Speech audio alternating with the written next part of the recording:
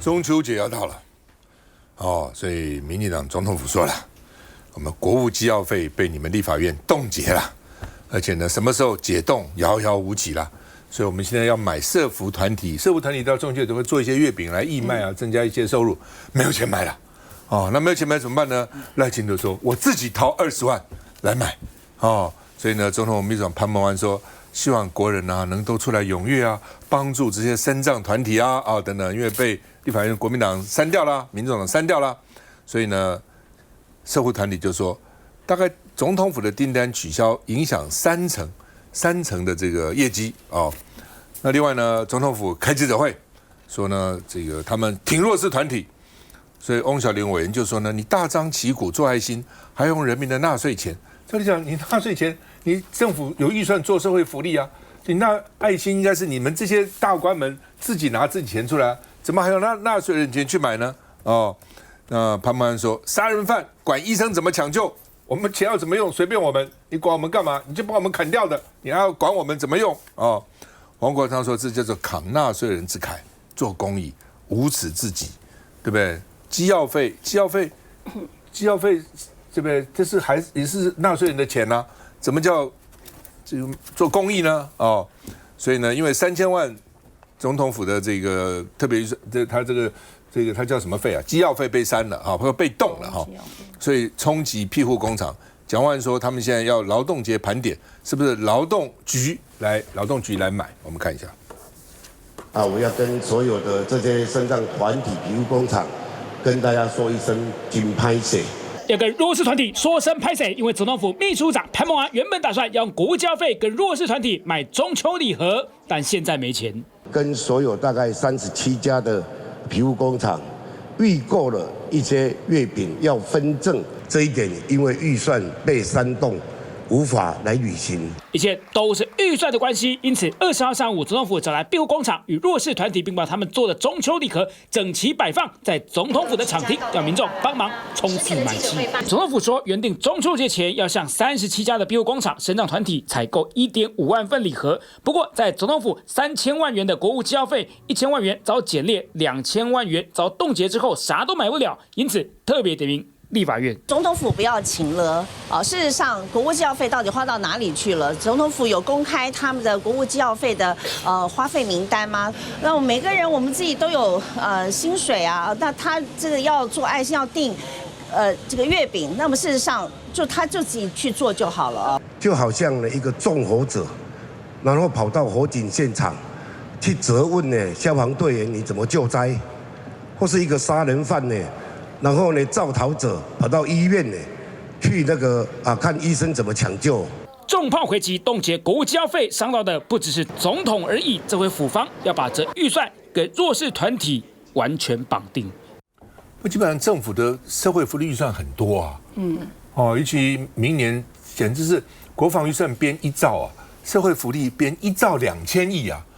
那些錢你也可以買月餅，公益團體的月餅不行啊，也可以啊，不一定要總統府的機要費，不是嗎？來，怡珍。翁小玲是這個中央級的民意代表吼，那總統府的秘書長潘孟安把翁小玲把立法委員形容成是縱火犯、是殺人犯，說實在，我覺得真的太過頭吼。我們在座也這麼多民意代表，那如果比方說我們在議會，然後監督或者是做一些這個審查預算的動作，那市府呢，或者是這個行政院、總統府來形容我們是，你這個不行啊，你是縱火犯、殺人犯，我想大家一定會覺得說，這個把民意代表形容成犯罪者，這個真的是激化朝野哈。那這一次的這個翁小玲，我去研究了一下，國務機要費原編3000萬元，最後刪1000萬，然後凍結2000萬。那翁小玲委員他是有設定一個解凍條件的，他的解凍條件呢，就是要求說你去公布5項已經立法院3讀尚未公布的法律案。所以2000萬元就是要不要解凍，其實在政治上我認為是賴總統是行政院長他們的一念之間哈。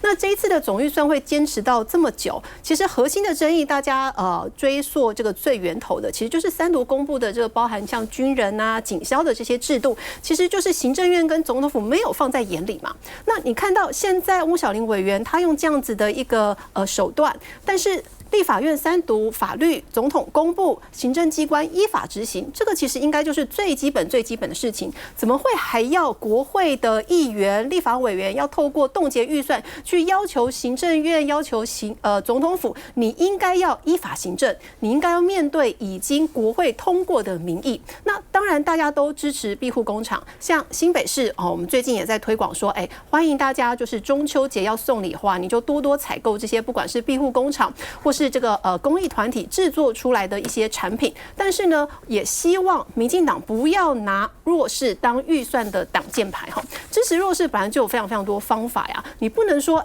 因為這筆預算被動了、被刪了，然後你不想要做民意要求你做的事情，就說我們應該要幫忙弱勢，所以呢，大家應該要站對我這一邊。大家回憶起來，你要說到是刪除這個特別費或者是國務機要費，現在的副總統蕭美琴，她當初當立委的時候，她其實也就有提案去刪除中央機關首長的特別費1/4，所以刪除預算、凍結預算一定都是有原因的。當執政者、執政的機關遇到煽動預算的時候，要想的應該是要跟立法委員溝通，去跟議員溝通，而不是一再的在台面上對槓。不過基本上了，當然總統府他要用預算去買這些社福團體的月餅什麼，我也不是壞事了哈。那現在你被被刪了，我講你社會福利預算有那麼多嘛？民進黨政府這個中央政府這個各部會的那個社會福利預算其實都有或多或少都有編，拿那個錢出來買就是了。這個錢是很少的錢啦，1000萬2000萬算什麼東西？你編了幾千億的預算來買不起這個月餅嗎？我認為只是借題發揮了。借着月餅來講，我們好可憐哦，我們就這麼一點錢呢，本來都要做公益的，就被立法院刪了，就這樣嘛。對啊，我是真的覺得這樣子啊，因為你去想想哈，在過去這段時間，其實總統府很少開記者會。你真的總統府以總統的這個高度，你要開記者會，很多話題可以開記者會啊。比方說最近兩院之間的憲政爭議，你可以出來開記者會。最近的話呢，日本。這個講到說什麼這個去參拜靖國神社，那這個部分站在總統府的高度來說的話呢，韓國、中國都抗議了，那台灣要不要抗議？我覺得我們也有這個高度可以出來開記者會，就是你什麼東西不開。月餅出來開記者會，你不覺得很誇張嗎？就針對公益月餅出來開記者會，所以我覺得他這個記者會本身就充滿了高度的政治性，因為他這個月餅，我坦白講，我都還不曉得他是不是真的把這個月餅國務機要費真的本來就要去編列買這個公益月餅，還是說因為被刪了，所以我趕快去想一個說我要呢這個買一些讓大家覺得很可以引起共鳴的，是照顧弱勢的，那偏偏就告訴你說我被刪了，因為這個就是反映出來前段時間大家還記得嗎？1-2年前當初從罷免的時候開始發動起，就是講到總預算。那個時候呢，總預算一個一個呢沒有被通過，各自有理由的時候，民進黨就是演這一招，就用喊窮的嘛，就哭窮啊！你刪了我的預算，我沒有衛生紙了；你刪了我的預算，我沒有這個口譯員了；你刪了我的預算，我這個沒有電燈了。那所以現在總統府就出來說，你刪了我的預算，我沒有月餅可以買了。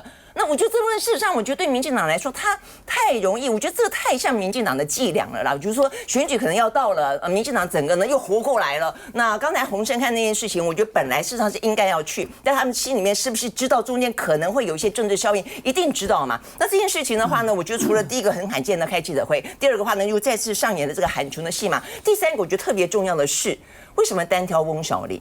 我真的覺得，我覺得這段時間以來，民進黨，我覺得他是一個治理國家無能，但是他很會操作政治的一個政黨。就是我覺得翁小玲的狀況幾乎就等於傅崐萁，他不認為嗎？當初在罷免的時候，那麼多優秀的立委，你憑什麼罷免？我只要告訴你說，因為傅崐萁，哇，每一個地方都在罷免傅崐萁。你不是在花蓮罷免傅崐萁，你在新北也講傅崐萁，你在台北市也講傅崐萁。每個地方只要拿出仇恨值高的傅崐萁，好像就可以去凝結他們的一些同仇敵愾的聲音。同樣這段時間大家不發現嗎？鎖定翁小玲，什麼翁小玲的舅舅說他說是什麼中國人，什麼翁小玲怎麼樣的，就是他今天就是因為他確實曾經講過說他認為他是中國人，那。對於他覺得他是一個中國人不行嗎？台灣是一個言論自由的地方不行嗎？他說他的血統，他說他認同中華文明，說他覺得他是中國人不行嗎？而且翁小玲只是100多個立委當中的一個，他不代表所有其他人。但是民進黨很聰明，因為對於他來說，他不見得要拓展中間選民，他只要抓住他的綠的選民就可以了。哇，有個翁小玲就像是傅崐萁一樣。那所以呢，現在所有的東西一再的不止一次了，我就發現說這個劇本戲碼重新一演再演，你就最正些就是锁定翁小玲，把他这個仇恨值，然後呢把他推到最高，那把他給妖魔化，就一副是中國的代言人。在台灣的話呢，所謂的中國的協力在地協力的就是翁小玲。我覺得很可惡的地方就在於說，今天我們是一個言論自由的國度，今天翁小玲只是一個立法委員，而且他今天有做了什麼傷天害理的事情嗎？他有做了一些他不該做的，他違背他這個立法委員該做的事情嗎？只因為他自己本身的一些意識形態，所以你就給他貼標籤。那不但貼標籤，一個總統府的記者會花那麼長的時間就在講翁小玲，而且剛才這個怡珍也說了。他說凍結這個國務機要費，凍結是有條件的啊，凍結2000，刪除1000萬，凍結2000萬，2000萬是可以解凍的，你只要去復屬，你就可以解凍啊。那復屬不應該嗎？不應該嗎？你立法院通過了法令，你行政院不應該去復屬嗎？那你說因為它違憲，你說違憲就違憲嗎？所以我覺得回過頭來講，我覺得選舉就要到了啊。我覺得對於整個的國家治理來說，太多事情都該治理了。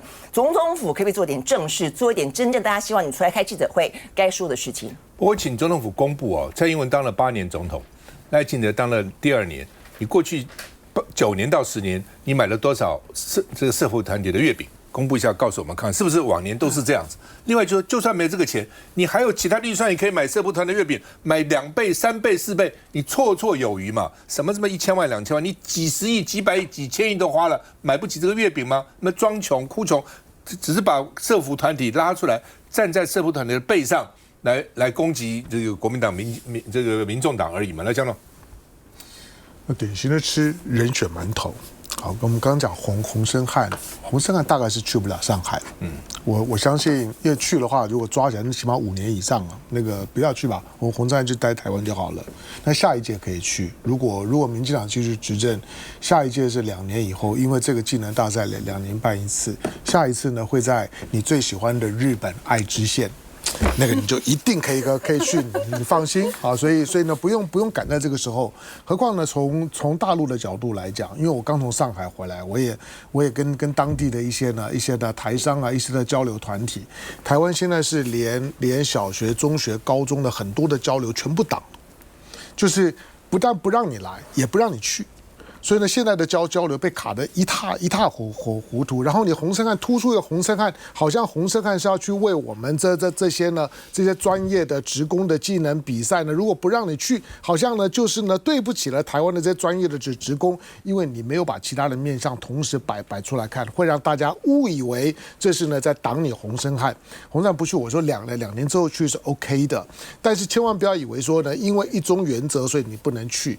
以最近的國際社會來講，我認為未來的一中原則會更廣泛的適用在中國大陸以外的地方。你下次如果說呢，你可能去馬來西亞，你可能去越南，你去印尼這些地方，它都有可能用一中原則卡你。好，那剛剛講到這些庇護工廠，我相信我比賴清德或者潘孟安呢有資格講話。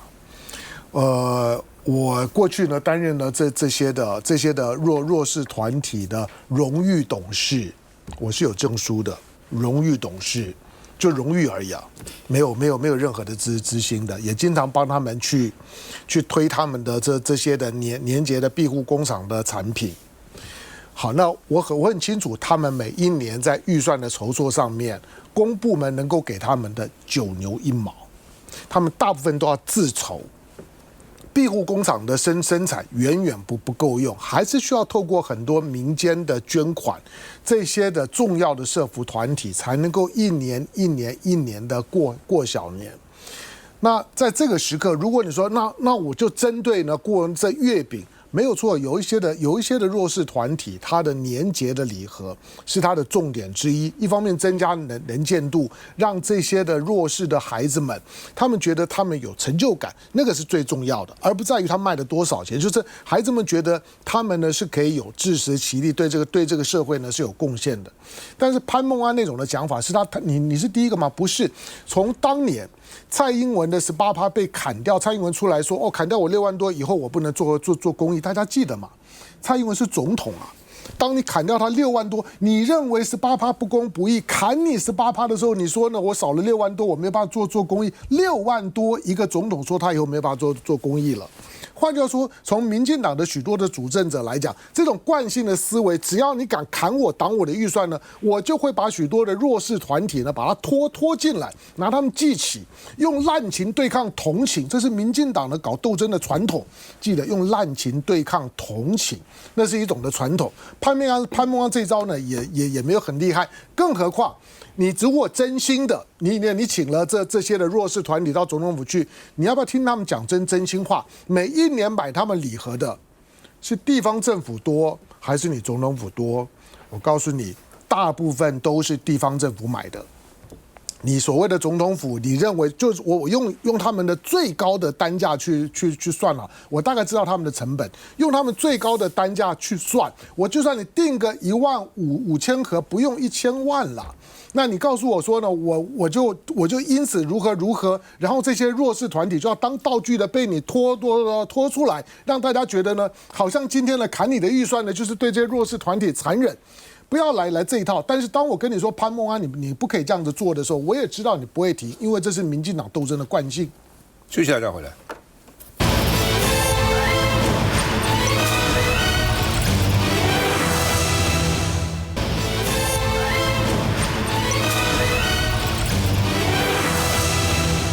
韓國瑜、卓榮泰，韓國瑜昨天說，行政院的附屬權怎麼變成立法院的否決權呢？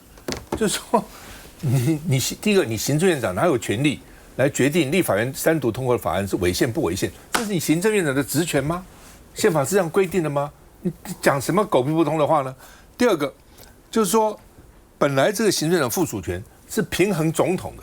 你看看憲法的本文，在總統那一篇裡面。總統的職權裡面有一個總統，不管是這個公布這個法令或者發布行政命令，可以都需要行政院長或是相關部會首長的附屬，所以那是平衡總統的，不是放在去否決立法院的。所以韓國瑜就覺得搞了個半天，你卓榮泰有這樣的權利嗎？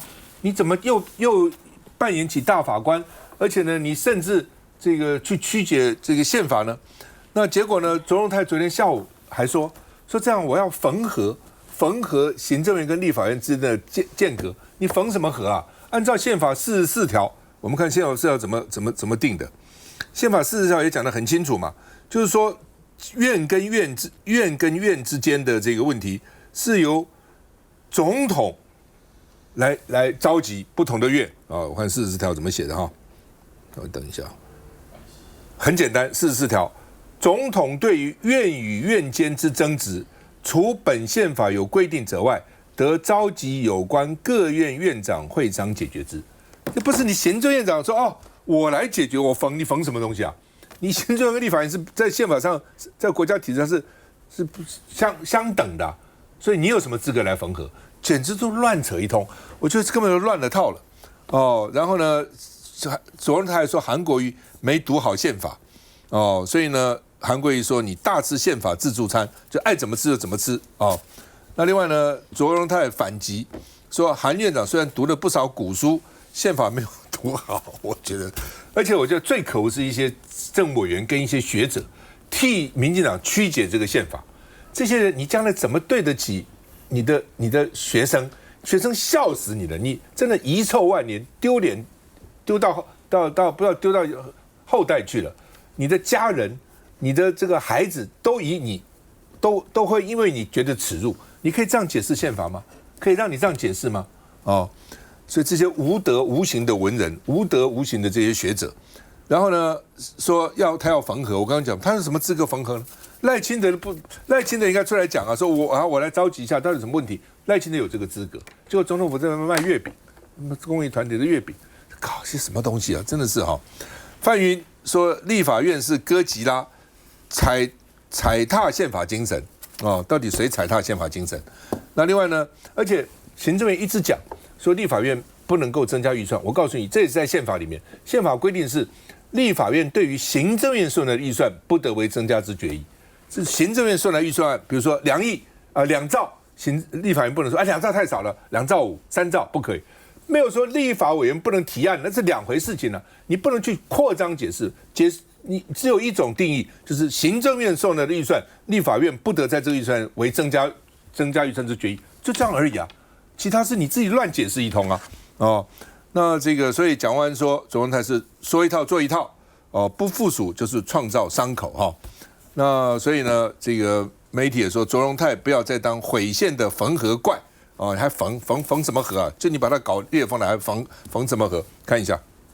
文化部的單獨的預算超過300億，但是立法院塞你那麼多錢，你還是要做很多事情。談到預算，卓院長還是一樣酸溜溜，無處不幫文化部叫屈。不過不同於前一晚跟立法院長韓國瑜在臉書筆戰，卓榮泰下午似乎先後退一步。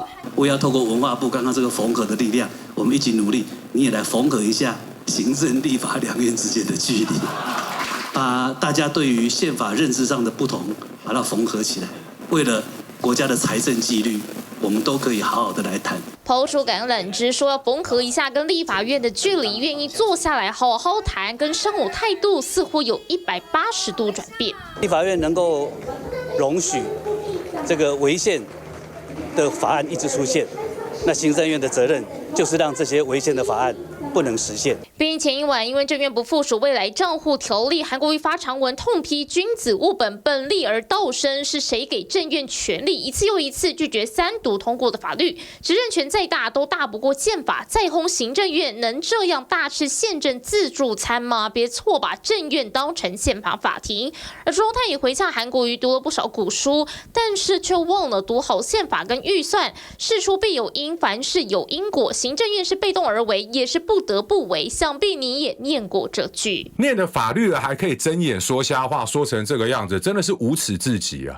只是韓國瑜似乎也留了一手，115年的總預算案3讀韓文尚未送出，這讓政院將要提出的近3000億的追加預算無法趕在20號院會跟明年度總預算一起送出。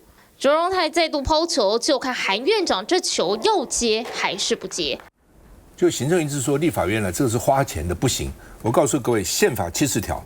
立法院對於行政院所提預算案，不得為增加支出之提議，就這麼一條，是行政院提的預算案哦。行政院沒有提的預算案，立法院當然可以做決議啊，為什麼不行？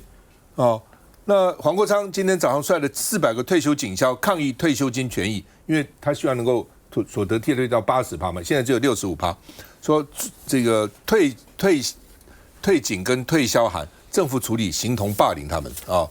然後呢，而且法案過了不編預算，所以他罵狗官哦，推翻爛政府號角已經響起來了哦。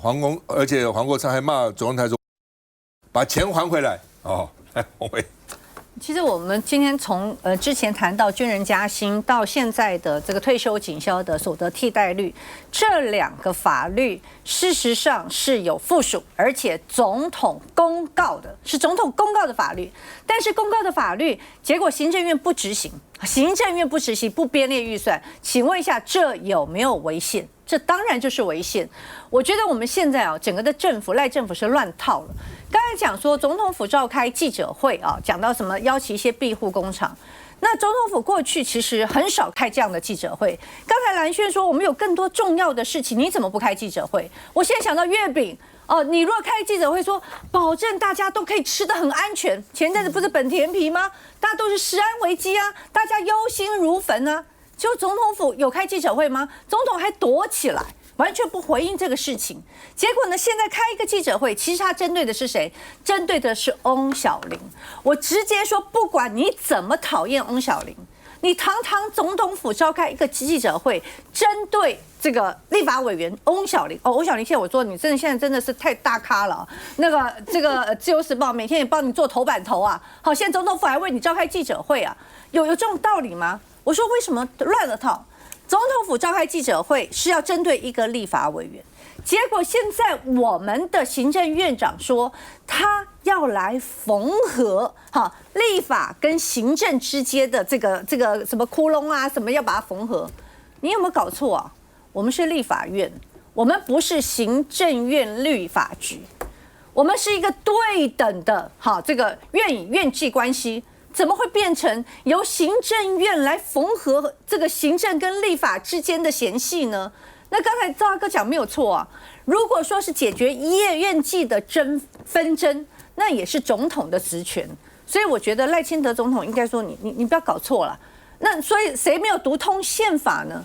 那而這個憲法不就是你的賴氏憲法？我剛才為什麼說，現在很多人都覺得說，如果今天我們立法院通過的法律要由行政院長來決定它可不可以執行，那真的已經把立法院當成立法局，當成行政院的立法局嘛？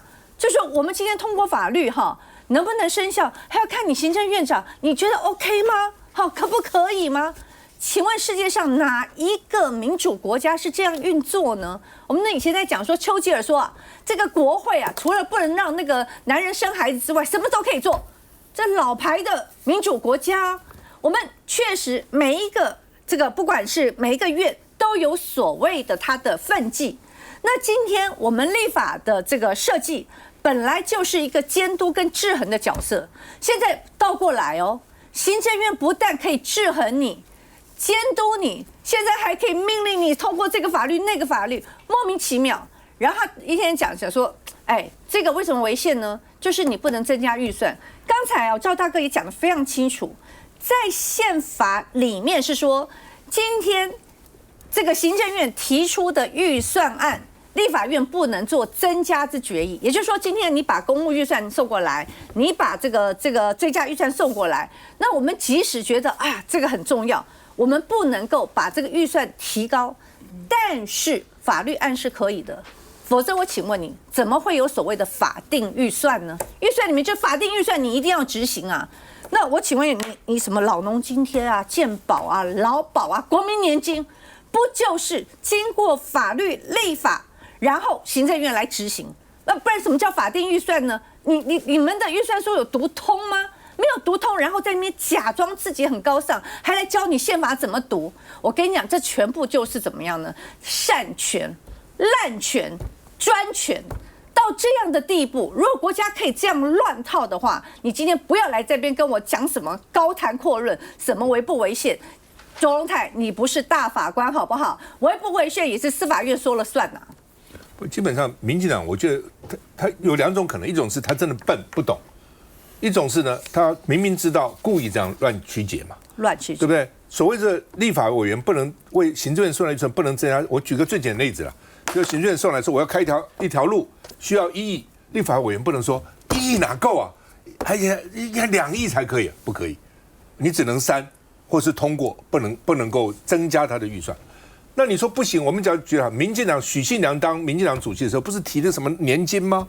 老人老農年金嗎？這不是先來老年津貼，先有法律，行政就編預算嗎？那時候國民黨有沒有說，哎，這是叫政府編預算，不給你通過，有這樣嗎？沒有嘛。所以立法委員本來就可以提法案嘛，政府根據法案編預算，但是政府編來的預算，這個立法院不能再增加，就是這樣而已啊。